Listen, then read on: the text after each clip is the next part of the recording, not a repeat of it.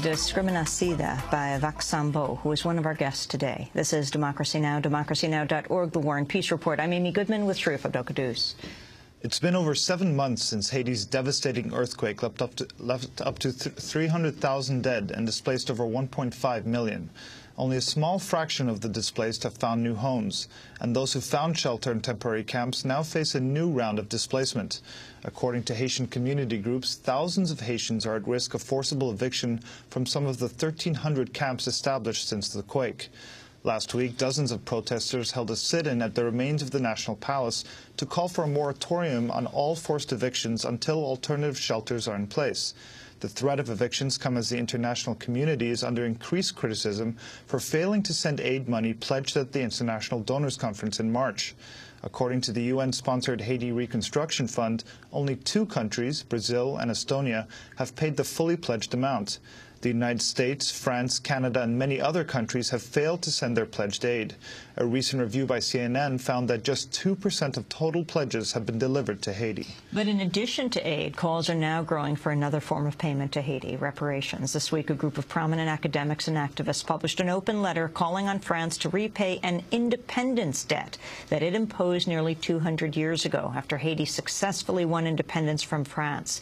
Haiti was forced to pay France around 90 million gold francs up until World War II, which after interest and inflation is valued today at up to $40 billion. For more on Haiti, we're joined by 3 guests. Joining us by video stream from Ottawa, Canada, is Jean Saint-Ville. He's a Haitian writer and activist. Also joining us from Canada down the highway in Montreal is Vaksambo.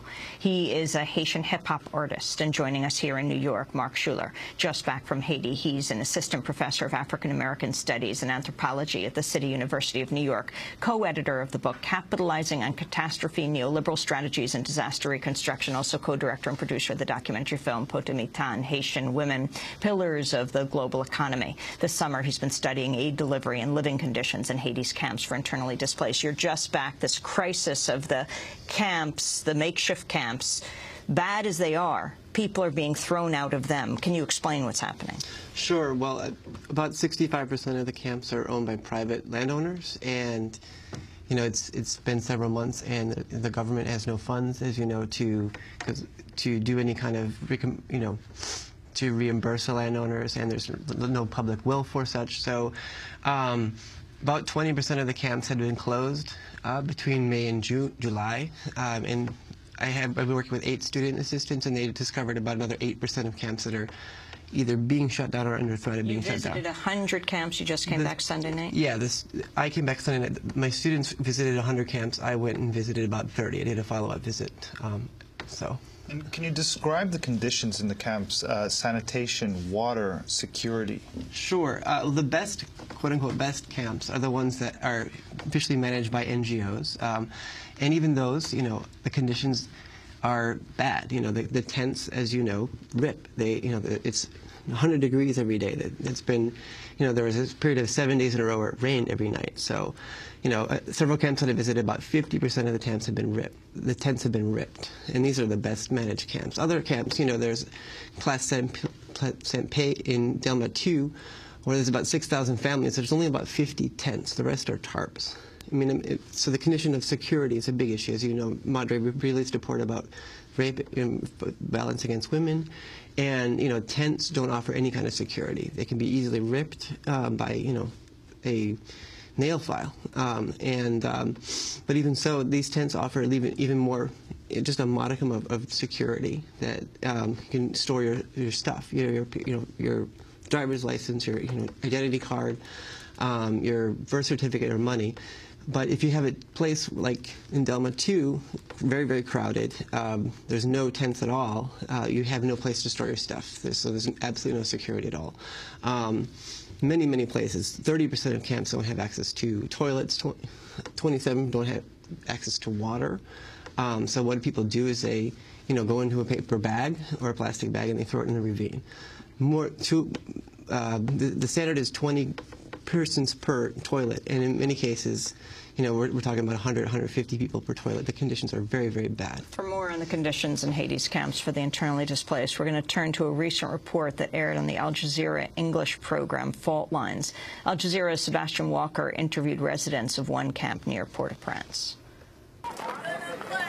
While the official camp is home to just over 5,000 refugees, some 40,000 more have fled here from Port-au-Prince after the quake. These squatters have marked out their own plots of land with rocks and sticks and set up makeshift shelters. But they told us that police had come just a couple of days ago, slashed their tarpaulins and told them to vacate the land. You see how they used the machetes. They slashed through from the inside. Can you show us? Yes. Well, it looks like the roof has also been slashed with machetes and there's rain now coming into the shelter. They don't want us to build here. The rich people need the land. They had the land surveyed so they can take over. When I got here, they had beaten 2 people up. They were barely left alive. One was the owner of the house. They threatened us and said they'd come to get me. Had I been here, they would have killed me, but they couldn't find me. This is supposed to be one of the few plots of land owned by the Haitian government. But it sounds like local police are enforcing the interests of private land speculators. Land tenure is one of the major issues holding up reconstruction and resettlement. And for more on what's happening in these camps, we're going to turn to another Al Jazeera English report from Fault Lines, which looks at the rising number of rapes and sexual abuse in the aftermath of the quake, especially in the camps for the internally displaced. At night, it is hard. I never sleep. I lie down, but I never sleep. Louina Alabre lost her husband in the earthquake. Just 3 days later, her 14-year-old daughter Falonde was attacked by a group of men. I saw her coming towards me. She was crying and her clothes were bloody. I asked her why she was crying and where the blood came from. She said that she couldn't talk about it. Then she told me that 3 men pulled guns on her, covered her face, and raped her. In May, Louina herself was raped when she went to use the latrines. The attackers were hiding inside. They put a gun in my ear and told me if I screamed, they would shoot me.